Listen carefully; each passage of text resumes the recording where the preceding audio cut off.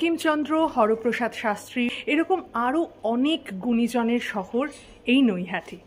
আর এই নৈহাটি কিভাবে কালী পুজোর আগে সেজে উঠেছে সেটা দেখাটা একটু লোভনীয়, তাই না? তো আমি আমার শহরে চলে এসেছি, আর এখানে কীরকম উত্তেজনা কালী পুজো নিয়ে সেটা কালী পুজোর সময় সবাই জানে, কিন্তু কাঠামো পুজো থেকে আমাদের বড় মায়ের যেটা সবচেয়ে বেশি ক্রেজ, যে বড় মার কাঠামো পুজো, বড় মার মন্দির তো আছে, কিন্তু যেখান থেকে এই বড় মায়ের পুজো আরম্ভ, সেই যে মূর্তি অসম্ভব সুন্দর সেই মূর্তি। তো আমরা আগেরবার ভাসানটা দেখিয়েছিলাম বং প্যাশনেট ট্রাভেলারে, তো এবারে কীরকমভাবে প্রস্তুতি হচ্ছে সমস্ত থাকছে এই ভিডিওতে। Hello everyone, welcome to Bong passionate traveller. এই সাবওয়ে দিয়ে উঠলাম, এইদিকে গেলে 1 নম্বর প্ল্যাটফর্ম, আর এইদিকে গেলে এটা হলো আরবিসি রোড। এই পুরোটা ধরে ওই দিক পর্যন্ত আরবিসি রোড। আমি যাব অরবিন্দ রোডের দিকে। আর এই সাবওয়েটা এসে এই যে মহেন্দ্র যে স্কুল, সেইখানে এসে ওঠে। এই হলো নৈহাটি স্টেশন। তোমরা বেরোলে এইখানটা দিয়ে বেরোতে পারো, এইটা হলো ওভারব্রিজটা, আর ওইদিকে হলো মেন টিকিট কাউন্টারটা, এইখানটায় আছে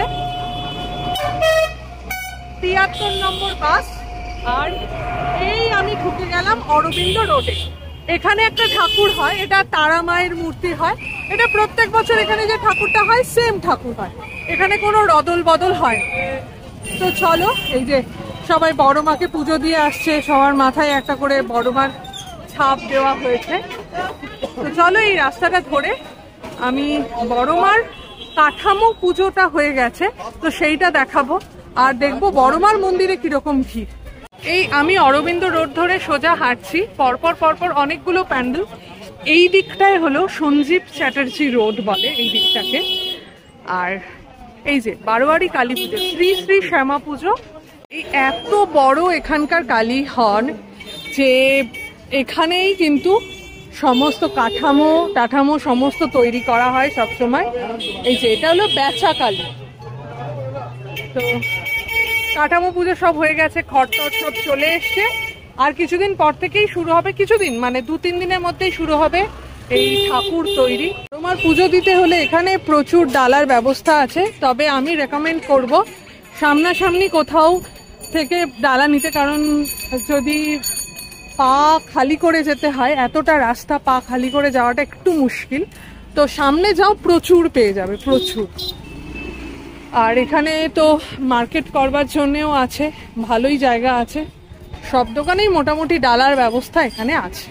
এটা হলো নৈহাটি গাজাকালী পূজা সমিতি। এই মায়ের গায়ের রং হয় হালকা আকাশি কালারের। শান্তিপুরের রাস উৎসবে বড় বড় মূর্তি দেখে এরপরে কিন্তু এখানে চালু হয় সেই বড় কালীর একটা ব্যাপার শুরু হয়, আর তারপর থেকে এখানে কালী পুজোটা শুরু হয়। আর এবার আমরা চলে এসেছি বড় মায়ের মন্দিরের কাছে, বড় কালী বড় মা সেখানে চলে এসেছে। আর এইখানটায় ভক্তবৃন্দের ভিড় প্রচুর।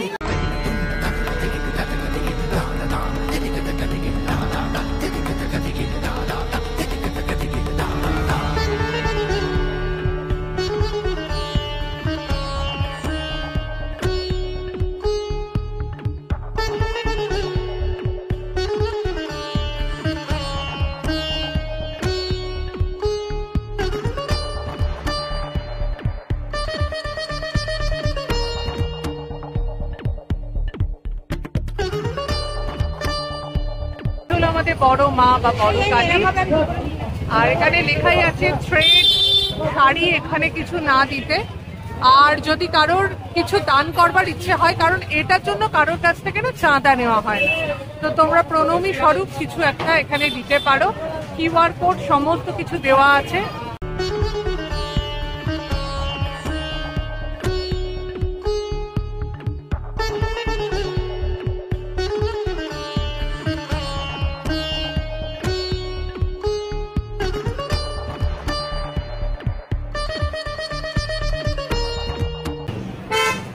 এইখান থেকে কিন্তু জিপে করা যায়, কেউ সরাসরি আসতে পারছো না বা পুজো দেওয়ার প্রচুর ঝামেলা, তো এখানে জিপে করে মায়ের এই যে এত বড় কর্মকাণ্ড হচ্ছে সেখানে কিন্তু তোমরা যোগদান করতে পারো। তো অমিতের পেমেন্ট হয়ে গেছে, ডান। এই যে নৈহাটি বড় কালী পুজো, এইখানে কিন্তু আমাদের পেমেন্টটা আমরা করে দিলাম। 11ই অক্টোবর আর 20 তারিখে হলো কালী পুজো। 9 দিন আগে এখানকার যে সিনারিওটা সেটা শুধু তোমাদেরকে দেখাচ্ছি। মানে তোমার যদি নিজের মনে ভক্তি নাও আসে, মানুষের এত উৎসাহ, এগুলো দেখে মানে তুমি বিশ্বাস করতে বাধ্য হবে যে এখানে মা আছে। এই হলো মন্দির থেকে বেরোচ্ছে অগণিত মানুষ, কত লোক বেরোচ্ছে, কারোর চোখে জল, কারোর মনে ভক্তি, সবাই বড় মার দেখা পেতে চাইছে। আর কত লাইন, এই লাইনগুলো এনারা সব বেরিয়ে পড়েছে পুজো দিয়ে, পুরো ডালার ব্যবস্থা। আর এইখান দিয়েছে প্রচুর লোক যাচ্ছে। আচ্ছা, তোমরা এই যে এই দোকানটা রাজলক্ষ্মী বস্ত্রালয় লেখা আছে, এই দোকানটা থেকে ডালা কিনতে পারো নিরামিষ খাওয়ার জন্য। এই যে বলেই দিচ্ছে গুপি বাঘা ফিরে এলো, প্রচুর রেস্টুরেন্ট, কত বড় লাইন দেখাচ্ছি। এই লাইনটা কত দূর গেছে, এইদিকে গঙ্গার ধার, তোমরা দেখতে থাকো। মানুষের কত আবেগ। এখানে আর একটা পুজো হবে, বুঝতেই পারছো এই পুজোগুলো মায়ের প্রভাবে সব ফিকে, আর এনারা সব গন্ডি কাটছে। তো এটা এরপরে গঙ্গার ঘাটের দিকে তো যায় না, একটা সরু গলি আছে এখানে বাঁ দিকে, সেইখানে চলে যায়। আরো এই দিকে আছে, এই যে আমরা বাঁ দিকে ঢুকে গেছি অরবিন্দ রোড থেকে। এই আমাদের আসল বড় মা, এই ব্রহ্মময়ী মায়ের মন্দির, এই সামনে দিয়ে লাইন চলে গেছে। এই যে এখনো চলছে নৈহাটি আওয়ার ক্লাব, এখানে একটা খুব ভালো পুজো হয়, এখানে মৈত্রী সংঘের পুজো হয়। হ্যাঁ, এই লাইন চলছে, অপূর্ব, মানে মানুষের ভক্তির একদম প্রকৃষ্ট উদাহরণ। তো কে জানতো এক সময় যে এরকম ভাবে বড় মার মহিমা প্রচার পাবে আর মানুষ এত ভিড় করবে। এটা একটা তীর্থক্ষেত্রে পরিণত হয়ে গেছে। এখানে সুলভ শৌচালয়েরও ব্যবস্থা রয়েছে, তো তোমাদের কোনো চিন্তা নেই। আর একটা মনের কথা একটু বলতে ইচ্ছে করে মাঝে মাঝে, আমি জানি না এটা হয়তো বিতর্কিত হতে পারে। এখানে ভবেশ চক্রবর্তী বলে একজন ছিলেন, তিনি ফার্স্ট এই ভবেশ কালী বা বড় কালী, বড় মা, এনার পুজো শুরু করেন। আমরা যখন ছোট ছিলাম, 11-12-এ পড়তাম, কলেজে পড়তাম, তখন আমরা একা একা এই পাড়টায় আসতে পারতাম। তখন এসে মায়ের পুজো আমরা দিতামও, এবং কি বলবো, মানে বিশাল একটা তখন ব্যাপার ছিল। কিন্তু এই যে লোকজন, মানুষজন জেনেছে নেট দুনিয়ার মাধ্যমে, এটা নতুন, আমার বিয়েরও পরে ব্যাপারটা ঘটেছে, তাই না? এইখানটায় হলো স্নানের ঘাট, এখান থেকে জলও তোলা যায়, গঙ্গার জল যারা তুলতে চান তারা এখান থেকে তুলতে পারেন। আর এখানে হলো এটা মাকেশ্বর ঘাট, আর এখানে অক্ষয় স্মৃতি সংঘ, এইখানে একটা বেশ সুন্দর একটা পুজো হয়। ও আচ্ছা, এইদিকে লাইন ঘুরে গেছে, এটা বোধহয় শ্যাম রোডে চলে গেছে না, এইখানে লাস্ট লাইন শেষ ছিলাম, এখানে শেষ, কিন্তু এই যে চলছে লাইন।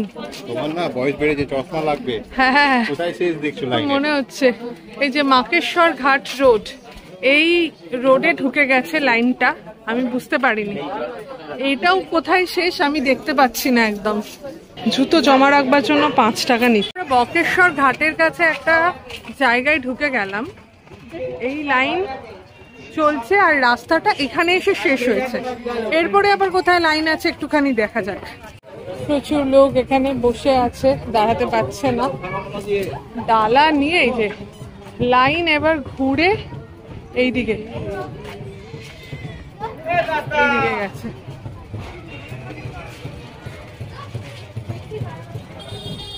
এটা কিন্তু আমরা দূরে চলে যাচ্ছি স্টেশন থেকে, এই দিকটা বন্ধ, এইদিকে হলো স্টেশন, এই দিক শ্যাম রোড।